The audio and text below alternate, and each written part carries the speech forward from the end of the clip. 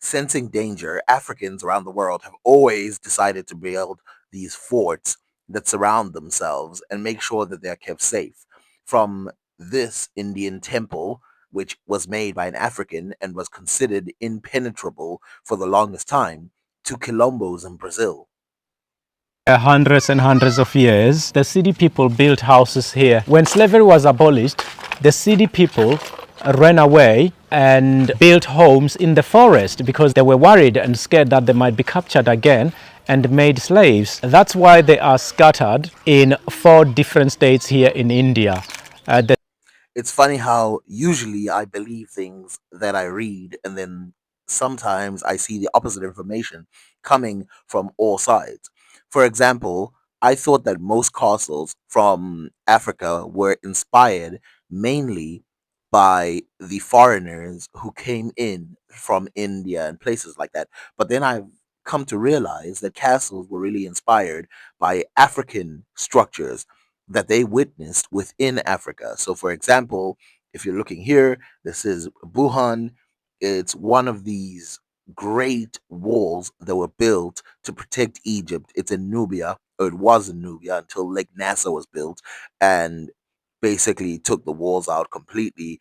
It was huge, and the size of it cannot really be looked at as one piece wall because it had places for warriors to stand and fire in the same way that walls would be way later in the future. Like the wall located in Libya, this was less a wall and more a mini town built so that people could continue to trade and live within the walls, but then not be able to avoid their responsibilities. It is an always speaking sight. And to the people who lived here, the black people who lived here, it would have been pretty obvious to them what their responsibilities are. How big this is reflects the true nature of the people who helped build it, who are the Egyptians. The Egyptians never built things small. Now, this would be surprising in any other place around the world, but it doesn't surprise me that Egyptians built things big because if we look at other walls or ramparts inside of Africa and outside built by Africans, it's always fortresses for some reason. It seems that Africans built walls for the sake of building walls. In a lot of places, there are no roofs, but in the places where you can find ceilings and roofs, some of these fortresses built, like the one built in the Sinai Desert that was occupied even 2,000 years ago, is here in this 2025 publication. Archaeologists unearthed tree-lined walkway that led to ancient Egyptian fortress in the Sinai Desert. See, the Sinai Desert was another territory of ancient Egypt, and it was overrun by Egyptians at the time. Now, it was a desert, so in some cases it was used as a punishment. In the case of Taharka, who used to leave people blind in the desert as a punishment right there in that area. Why would he do this? Well, remember, these temples are not built to show just that they are big and they can build big megastructures. They are to show the boundaries of the Egyptian empire. And they're also spiritual, just like most African temples are. When you close it out, that is where the religion of the people is most central and focused. And we know this from the tale of Sinewy, where the guy said that he has to get back to Egypt so that he can be blessed. The tale of Sinewy, as we remember, takes place in Israel. And speaking of Israel, these are the remains made by ancient Egyptians and Canaanites together, coming together and creating fortresses. This speaks to the time when the ancient Egyptians extended their empire to as far as Israel, and the evidence is there. Now, this area was occupied by Israelites prior to the Egyptians taking over, even though it is possible that the Egyptian population and the Israelite population have been swapping people for thousands of years prior. And as we know, this area, which is called Megiddo or Megiddo, whatever name you choose to use, the ancient Egyptians, the Canaanites, and the Akkadians had several different ways of using these words because they didn't have the same language. And in using these words and in using this place, they created a, let's call it, cosmopolitan area where a bunch of people from around the world would come and see the ends of Egypt. If we read here, 3,200-year-old built fortress found in Israel. The Egyptians and the Canaanites built this fortress. Archaeologists in Israel have discovered a 3,200-year-old fortress built by the Egyptians and Canaanites, the ancient foes of the Israelites in the Bible. The fortress was built to keep the newly arrived Philistines out of the region.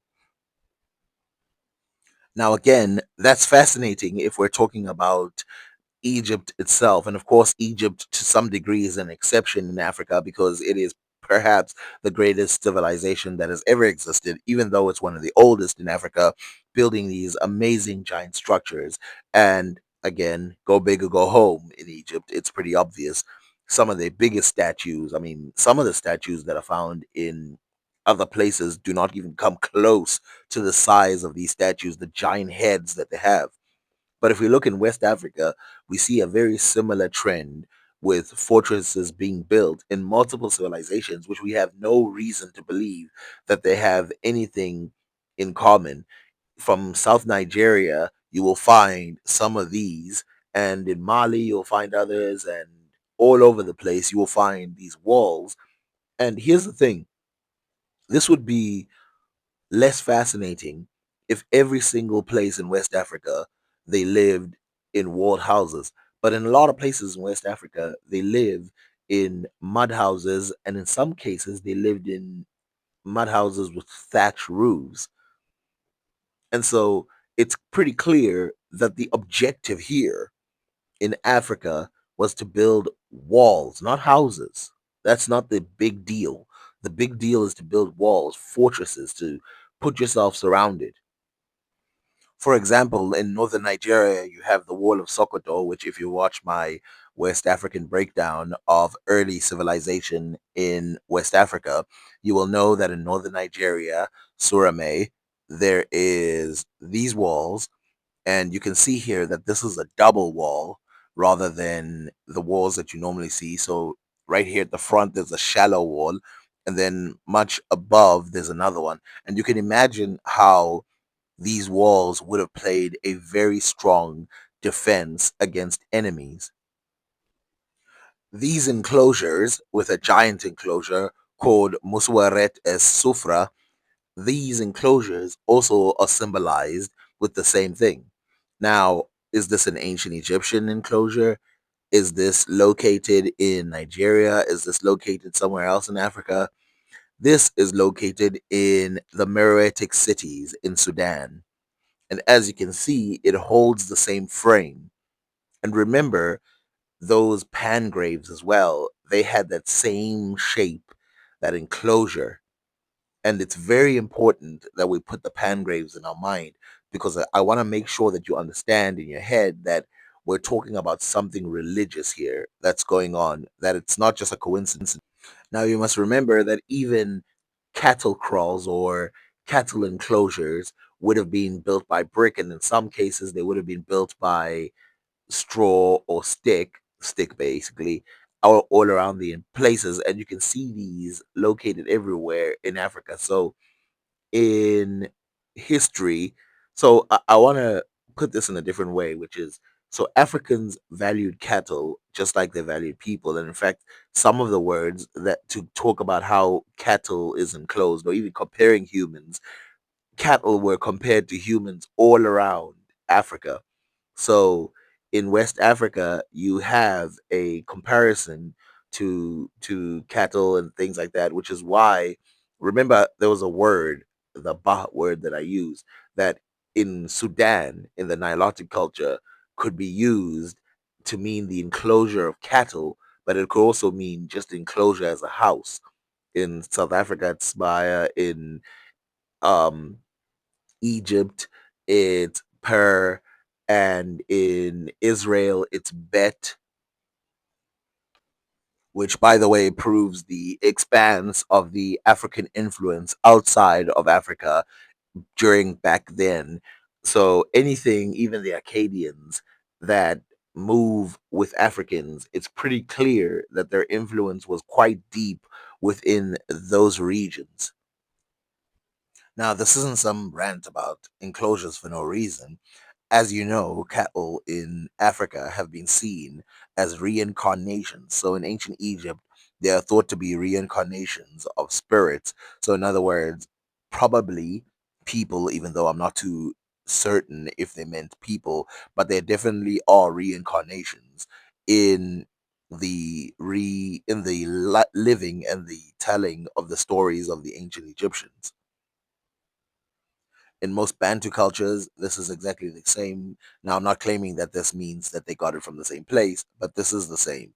And so we can see enclosures being used and being updated or upgraded within Egypt, which, just like those trees that we see in ancient Egypt that gave birth to pillars, these enclosures, which were replaced by walled enclosures for cattle, must have been some of the earliest inspirations for the word per, meaning enclosure. Remember, it doesn't mean house in the same way that the word house should mean. And it comes from the word ba or bait or bayit in other versions of the Afroasiatic languages.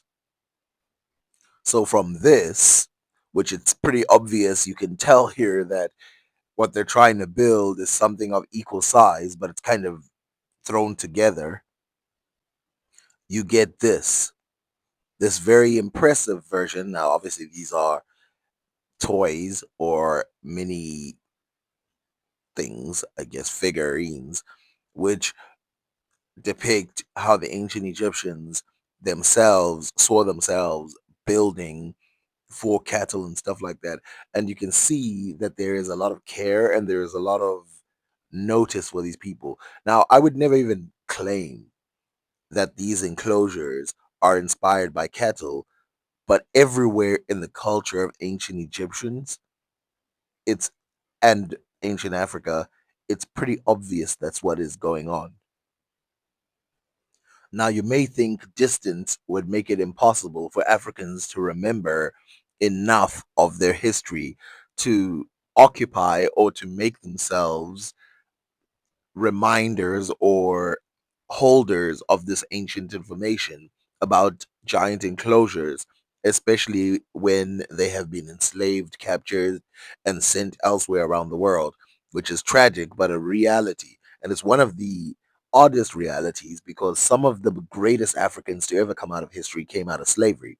For example, if we go back to India, we see this fortress that was built by some of the greatest Indians to ever exist, or black Indians, or black African Indians. But while this was taking place in the East, something else was brewing at the exact same time in the West. Something interesting.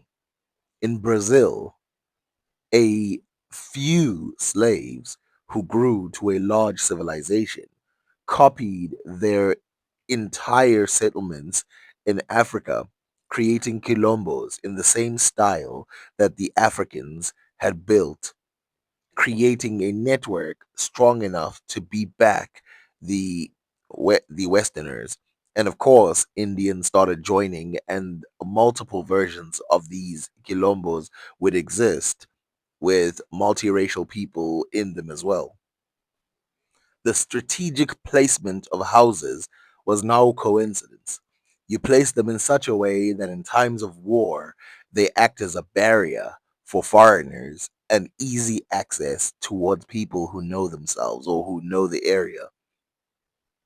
This is very important because of, when you look at other countries or other places around the world, when they try to tap into their ancient culture so they can understand exactly why would people build in specific ways, in a lot of times you get a cutoff, and then in a lot of times you start to get the root as you keep going back.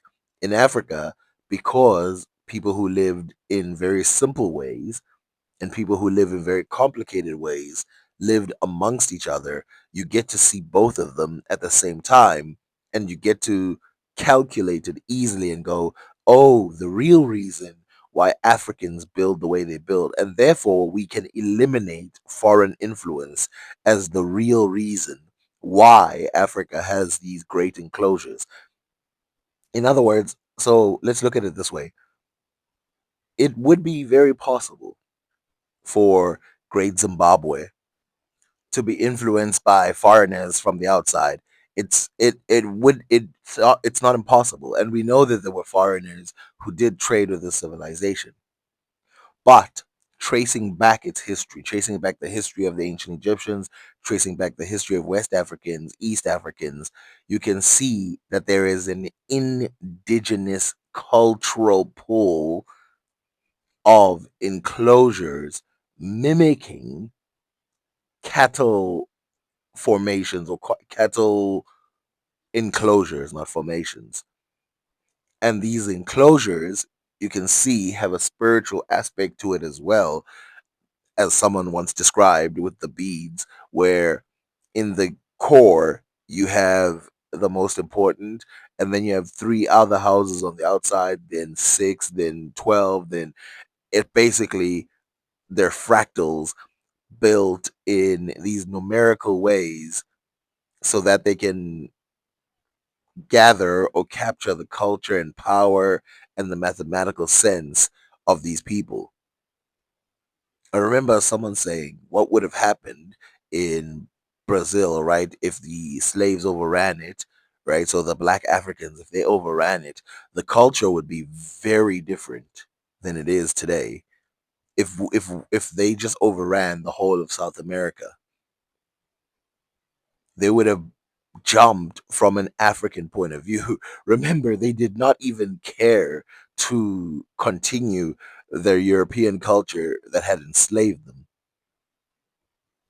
And I'm glad to see that every time I look at stuff from Brazil's African population, they are very proud of their history originating from Africa. And also, they are one of the strongest believers in the Black Egypt hypothesis. We shall continue this when I fully gather the information about why I've already done this before, where I talk about how stones and sand and all of these words are all very similar within Africa. But it's important to reiterate it over and over again because some people they think it's like a coincidence of one or two things. All over Africa, you must remember there were these enclosures. And these enclosures make a big deal because they're not seen repeated everywhere else around the world. People do not compare themselves to, I mean, I have to say it, wild creatures the way that Africans do because of the religious pull within it.